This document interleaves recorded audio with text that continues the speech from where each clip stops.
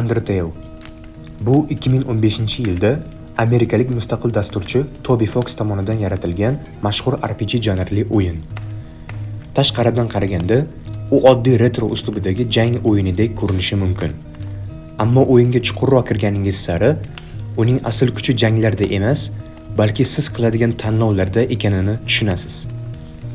Interaktiv o'yin hikoyasi yer osti dunyosida qolib ketgan bir bola haqida ketadi. Bu yerda insonlar va monsterlar uzoq vaqt avval bo'lib o'tgan urushdan keyin bir-biridan ajralib yashaydi. O'yin davomida siz ushbu dunyoni kezasiz, o'rganib chiqasiz, turli xil qahramonlar bilan uchrashasiz va asta-sekin ularning hikoyalarini bilib borasiz. Lekin Undertale'ni boshqa RPG o'yinlardan ajratib turadigan eng muhim jihat dushmanlarni o'ldirish shart emasligi. Elden Ring, Bloodborne yoki Dragon Age kabi an'anaviy RPG o'yinlarda siz g'alaba qozonishingiz uchun dushman mahluqotlarni yakson qilishingizga to'g'ri keladi. Undertale'da esa bu an'ana juda zo'r ravishda o'zgartirildi. Bunda siz ma'lum bir g'alabaga, yakunlanishiga yetishingiz uchun mahluqotlarni o'ldirishga majbur emassiz. Albatta, jang paytida siz dushmanga hujum qila olishingiz hech sir emas. Ammo xohlasangiz, uni o'ldirmasdan turib ham vaziyatni hal qilishingiz mumkin. Va bu turli xil yo'llar bilan amalga oshiriladi. Misol uchun, akt tugmasi orqali gaplashish, hazillashish yoki shunchaki ongli to'g'ri harakatni tanlash. Bularning barchasi o'yinning o'ziga xos xususiyatlaridir.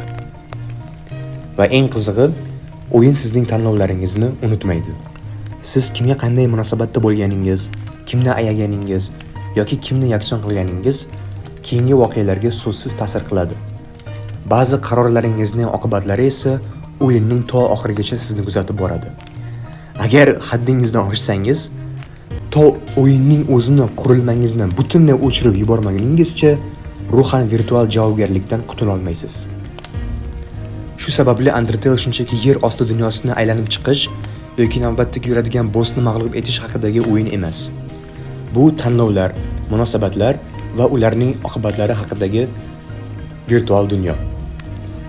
Bunga esa o'yinning g'ayrioddiy hazillari, esda qolarli qahramonlari va Toby Fox tomonidan yaratilgan o'sha ajoyib musiqalar ham qo'shiladi.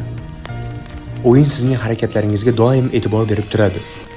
Ba'zan esa buni siz kutmagan paytda eslatib qo'yadi.